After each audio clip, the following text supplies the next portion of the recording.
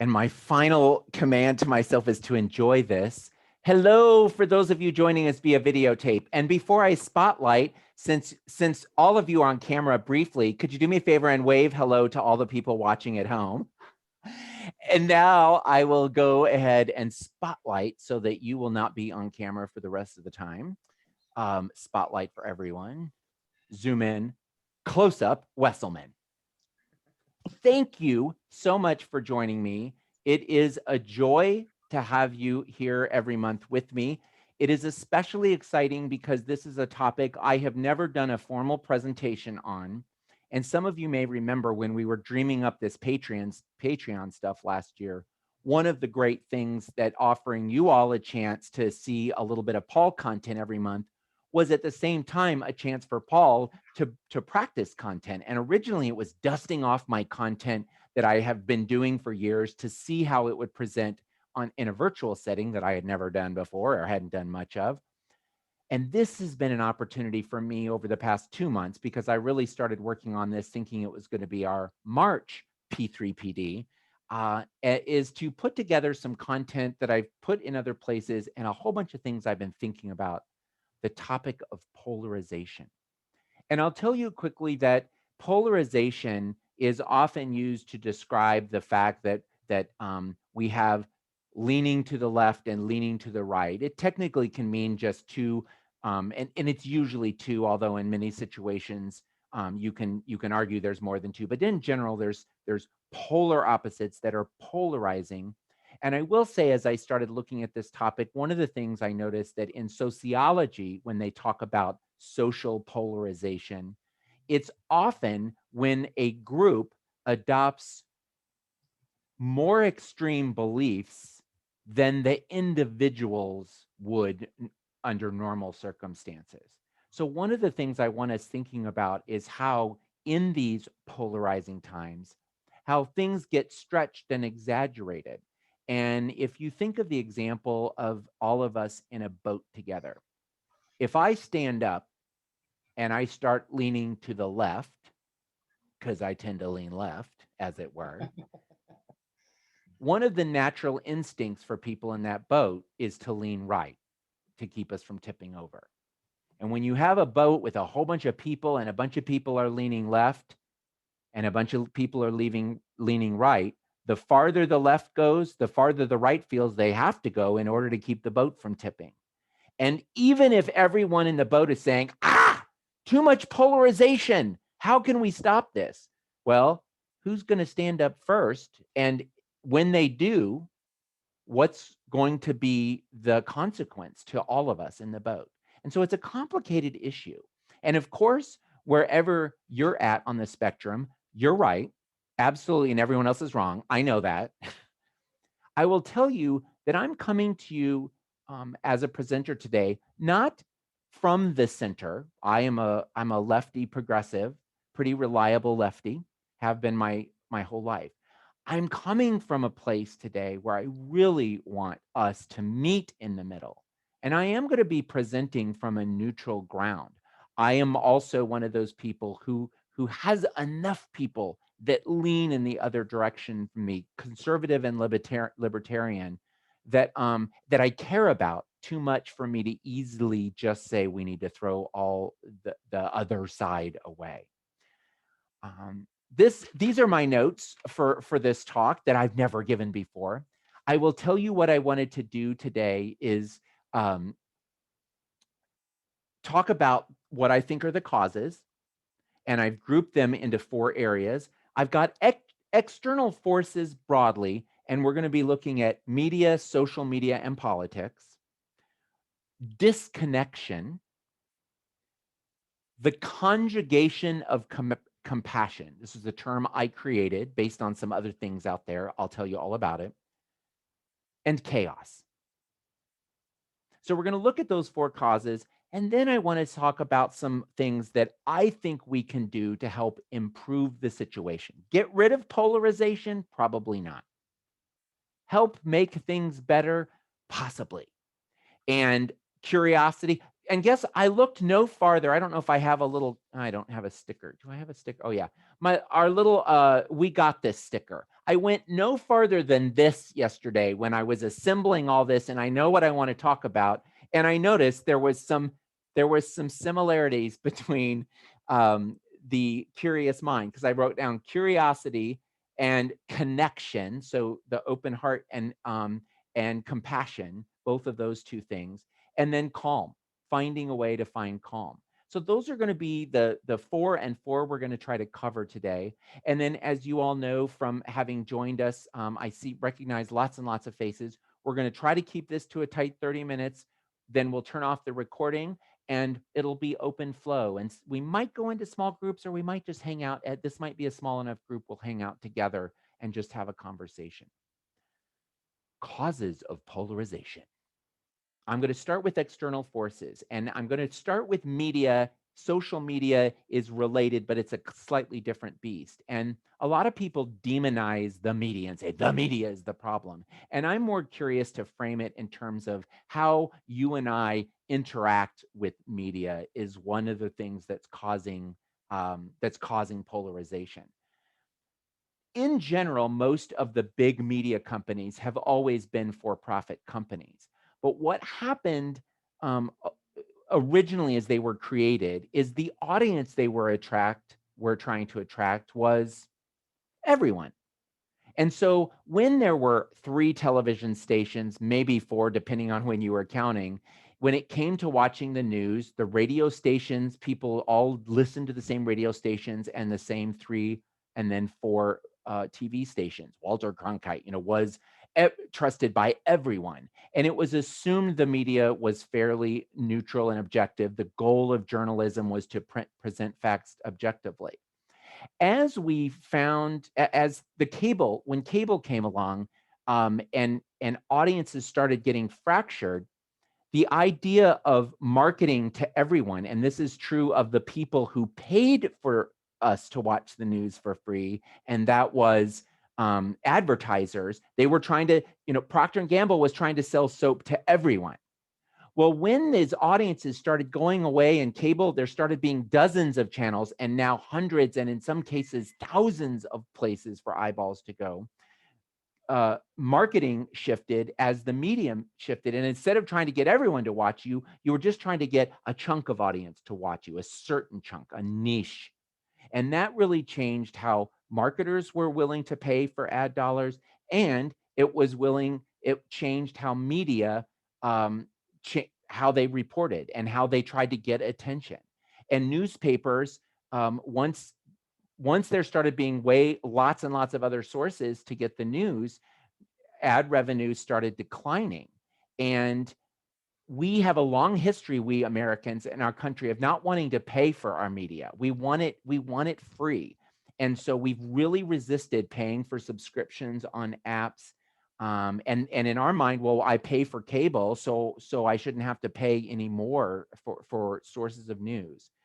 And so they're trying to get our attention, and they're trying harder to get our attention and fewer people. And one of the things that's true about human psychology is that positive news doesn't get as much attention, and it doesn't grab people as much as negative news.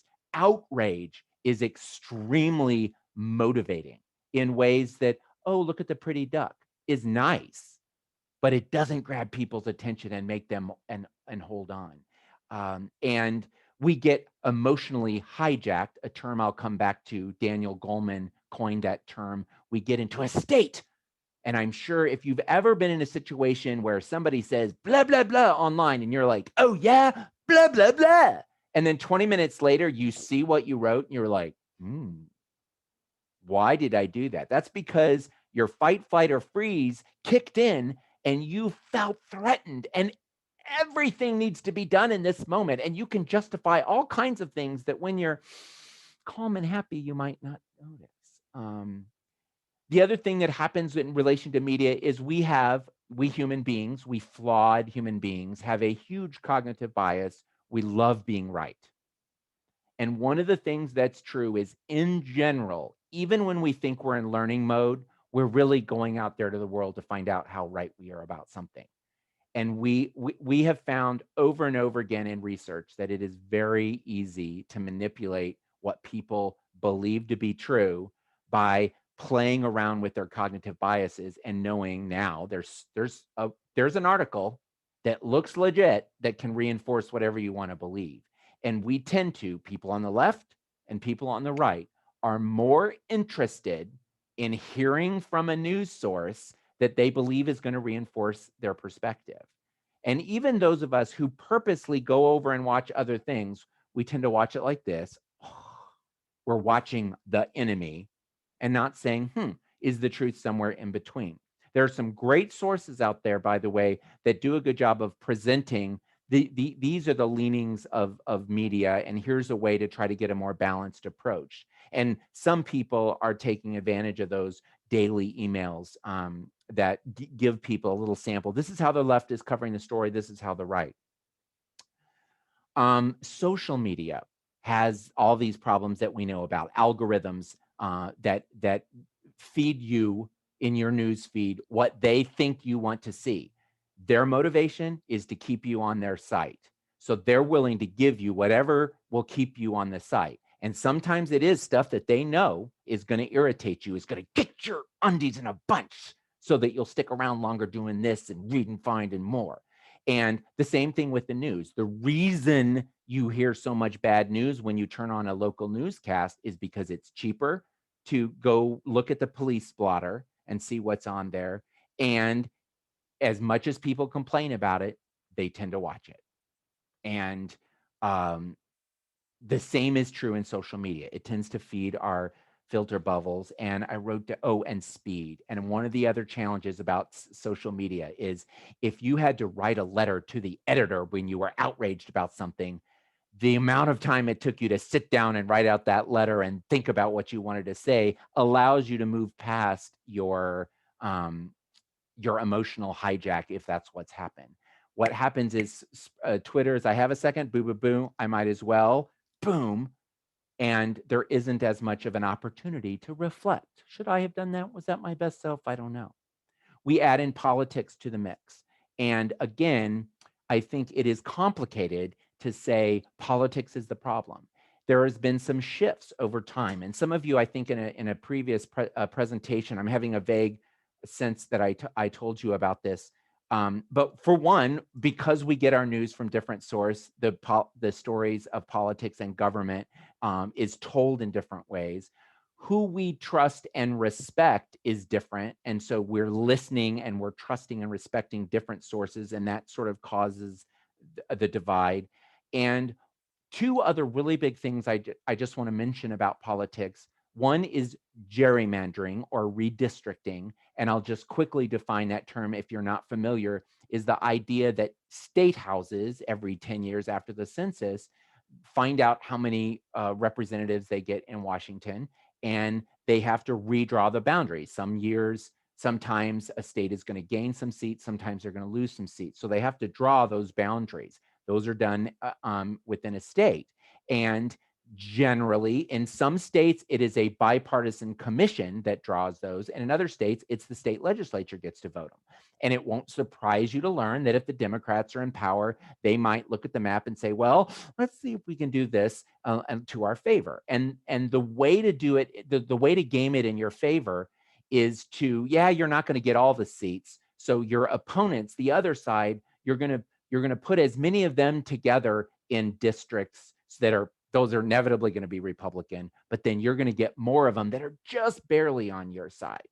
Well, if you do that for a long time, and Republicans, I would say in general, have done a better job of getting school board elected to the school board, elected to state houses, and elected to governorships, that what ends up happening is you have the ability right now, it's leaned the other way in other periods of our history where lots of Republicans are getting these what's called gerrymandered. And if I remember right, it was actually a politician with the last name of Jerry, I think, who, yes, Stacey's nodding, yay.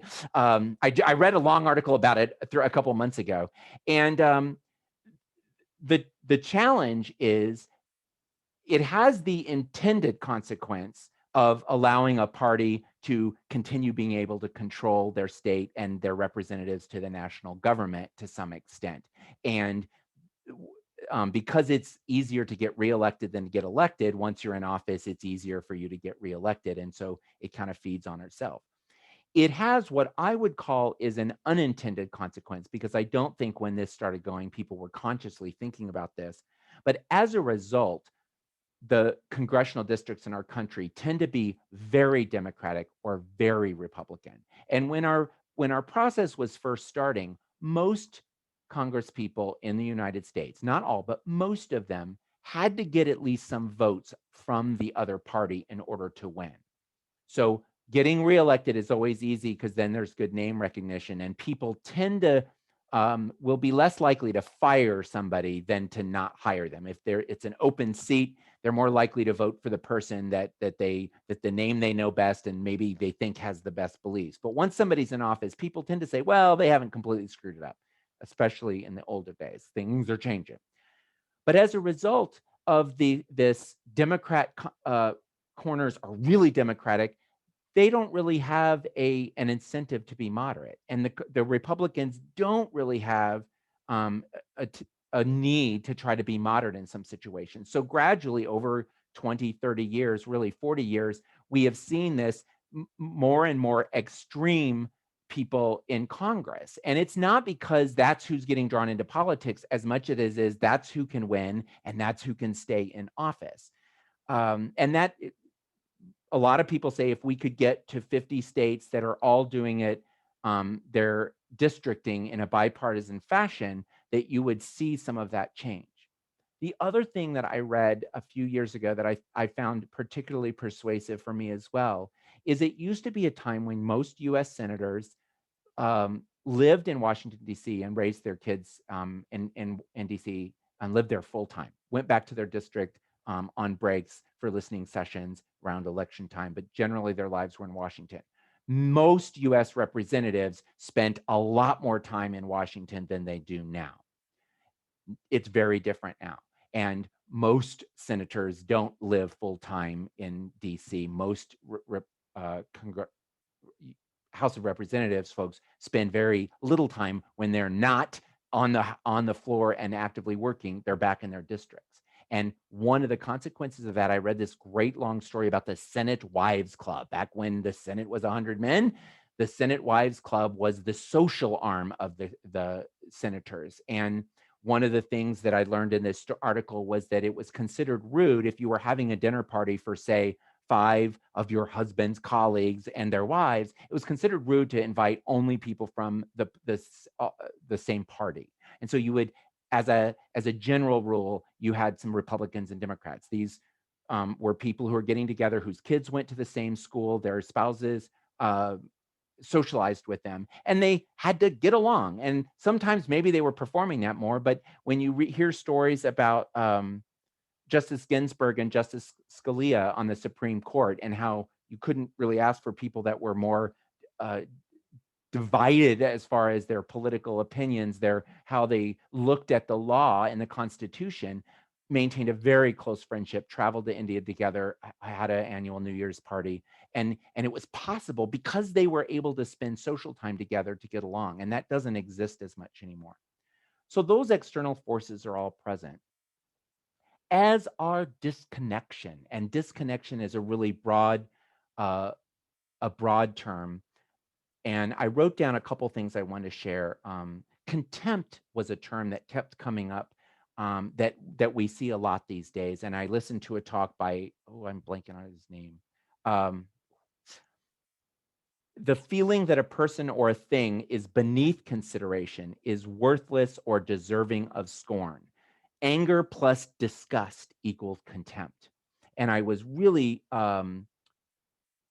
as he talked about how dangerous contempt is this idea that we are not just looking at things differently, but we are disgusted. And if you've seen Inside Out, you know that I think it was Mindy Kaling played the disgust character and everything is, well, that disgust, it turns out, has a really strong role in one of the ways that conservatives and liberals look at the world different when it comes to moral foundation. And that disgust gets activated in slightly different ways. Another reason that we're disconnected is you're either with us or you're against us oversimplification of things. It is neither true nor accurate to say you are either with me or against me. And it happens, you will see it on the left, you will see it on the right. I bet you've seen it in your Facebook feed, and it's very possible some of you have actually said some version of that. It is tempting, and especially when we're upset, this is a black and white issue. Well, it turns out that so many of the issues we're talking about are much grayer than that.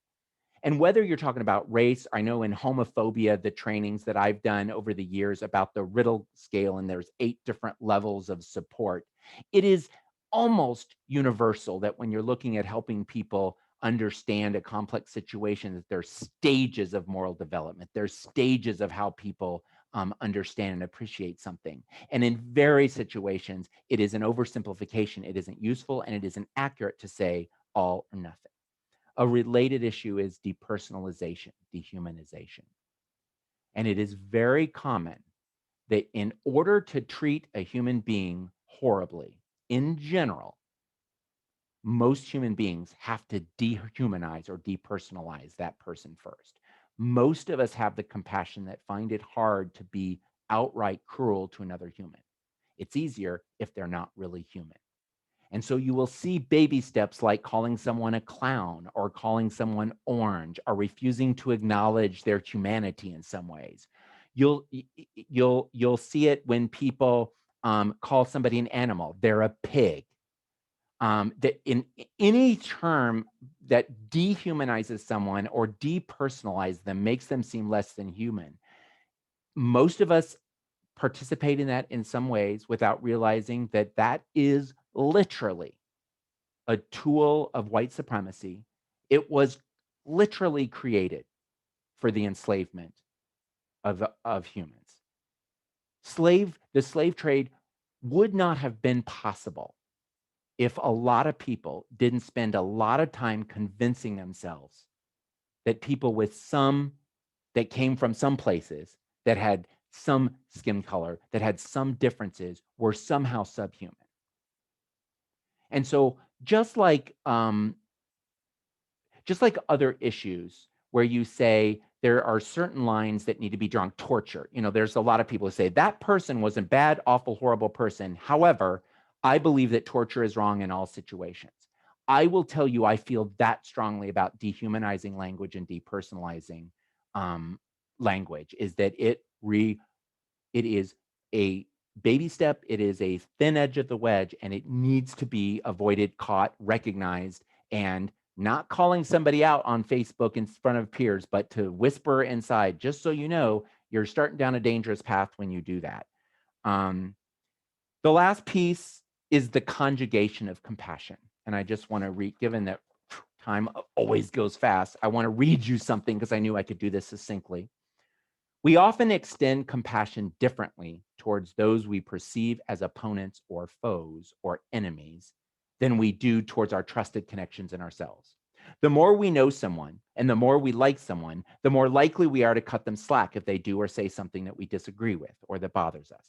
If we don't know someone and we hear them say something unkind, we might say, wow, what a jerk. If we hear a friend say something uncharacteristically unkind, we might say, oh, well, they're just having a bad day. And when we do it, well, we were justified because, there was this thing and there was this reason. And this I want to share.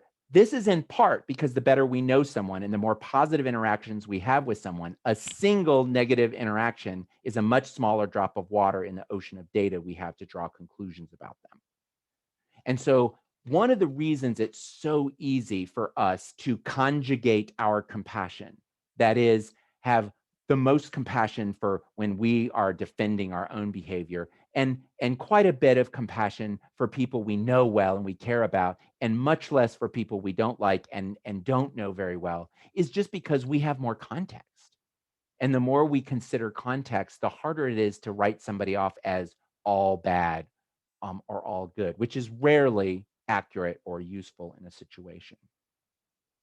I don't know if I said, yeah, I think I said chaos. The fourth category that I put was the fear and the frustration and the grief that comes along in situations where there is less order than normal, because there is big difficulty, because there is big change. Like, a global pandemic, like 400 years of racial strife coming to a head and being recognized in ways that it hadn't been before, income inequality, climate change that can no longer be ignored or denied.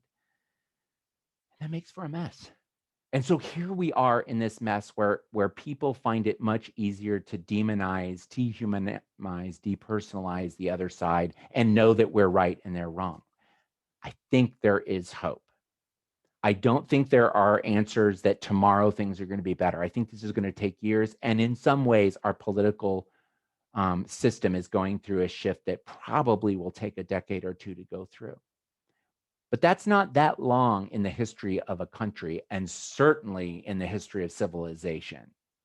And I think where we can start today and we can start making a change, just like I think with global, with climate change, I don't think we have easy solutions, but there are things we can do today that really can make a difference in the short term, medium term, long term.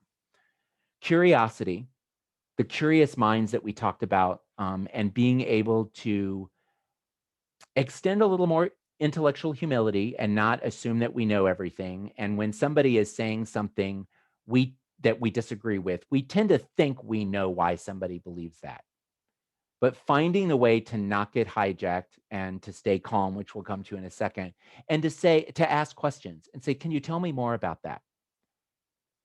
Because if you had to write a book report about what this person's perspective is, you're going to listen in a different way than if you're just developing an argument against them. And we need to get in book report mode a lot more. In addition to curiosity, the idea of connection. In my workshops on workplace relationships, we talk about the need for trust and respect and positive regard. You don't have to like someone in order to work with them. That's a form of positive regard. You don't have to love them. You got to work with them. And having a minimum level of positive regard is what's required. Trust, respect, and positive regard do generally not exist right now between the parties in Congress the way it used to, in neighborhoods the way it used to, in churches the way it used to. We've slowly sorted ourselves till we don't have to have the trust and respect and positive regard with the other side.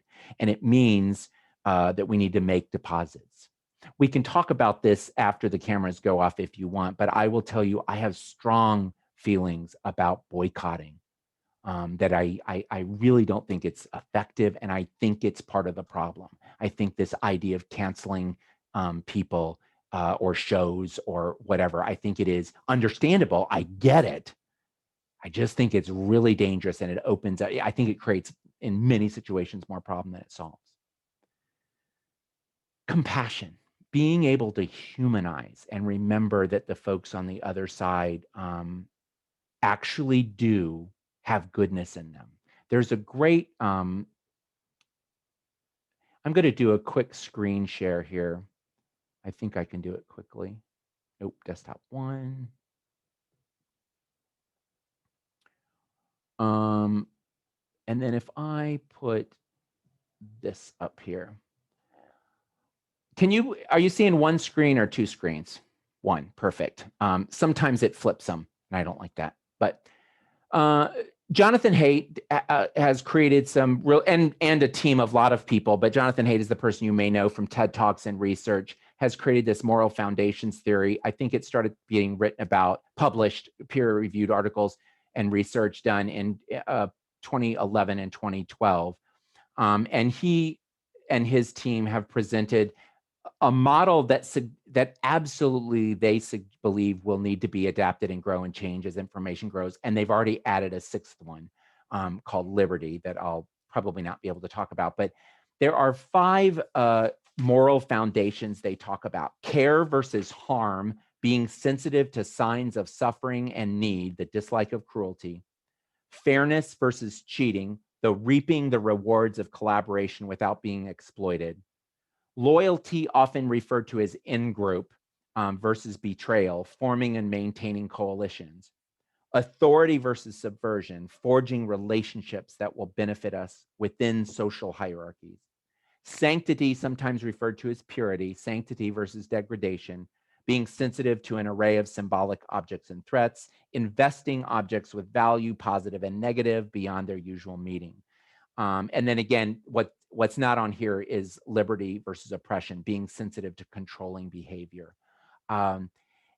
What I wanted you to notice here is that when you rate and measure people on a scale of 1 to 5, how much they have these things, you will notice the red dots represent people who are generally on the more conservative scale.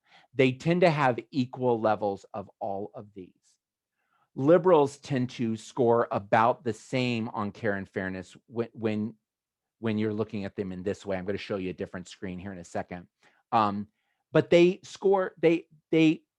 have much lower scores in terms of loyalty, authority, and sanctity, in terms of how much this is part of their moral matrix. Now, if somebody looks at this data in this way, it looks like, and a case can be made, that liberals aren't as moral as conservatives. But that's not what the data finds. It just says that care and fairness are the ones that liberals tend to focus on more. It's probably more accurate, and you will see this often displayed in something that looks like this, whereas the previous screen displays it like on a scale of 1 to 5, each of these things, you comes up with this. But if everyone has 25 moral points, and you ask them, how do you divide this up upon these 5 things? It is true that conservatives tend to even out across all 5 ones, whereas liberal and moderates to some extent have just 2 of these. So when you look at the total pools, this screen is a little bit more accurate, that you will see that liberals and moderates tend to value this harm versus care and fairness as higher. And then as you get more conservative, you will see that those tend to meet.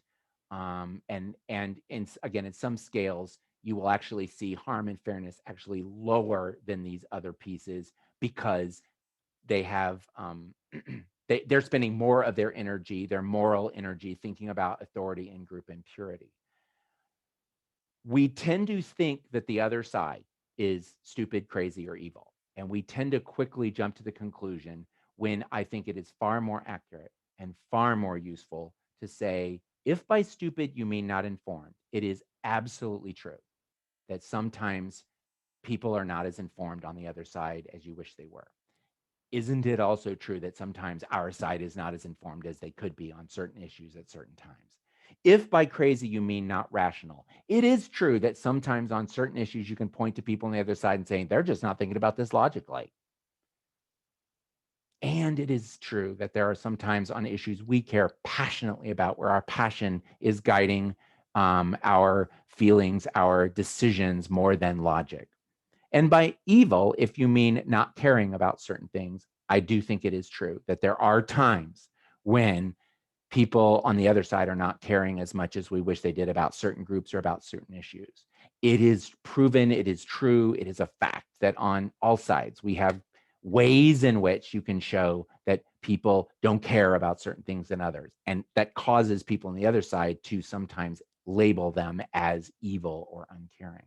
I think evil exists, by the way. I just think it's a very overused term, and I think it is used to the point that it causes huge problems. Finding ways to introduce compassion back into the equation, and to see the humanity in other sides, and bringing calm to ourselves, finding ways to notice when we're emotionally hijacked, and then to let go of the to work through that before we post, or making amends when we mess up. There was another screen. Well, I think in the interest of time, rather than put up the screen, I can put it up when we wrap up our 30 minutes, that talks about hostage negotiators and how important it is. They did some research on FBI hostage negotiators and found that some hostage negotiators were just much better at getting hostage takers to not kill people, to stop killing people, and to be able to bring them out alive.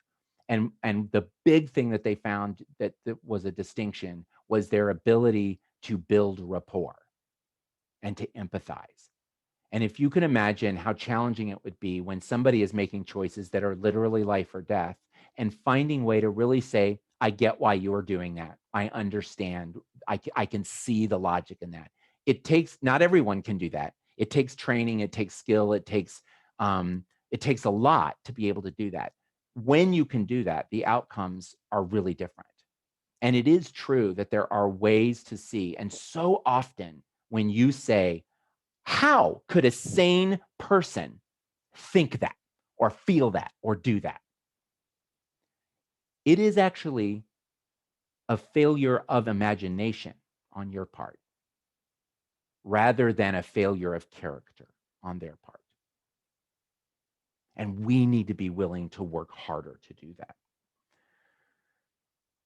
I think it's best to pause there and to say there is more that we can talk about this topic than can fit in 30 minutes. But I found a little ripples that's in the Ripples for Reflection book that's called Delusions of Disconnection. And of course, when I put together this issue a couple years ago, I didn't know that one of my favorite writers, Marianne Williamson, would end up running for president.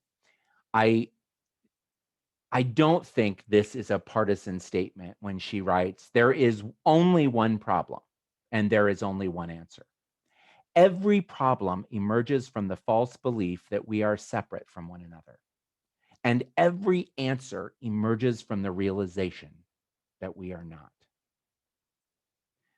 And I would end our time together. The boulder, by the way, is an Albert Einstein quote that is equally fabulous, that talks about how in the universe, this idea of separation, it is just not borne out in the science.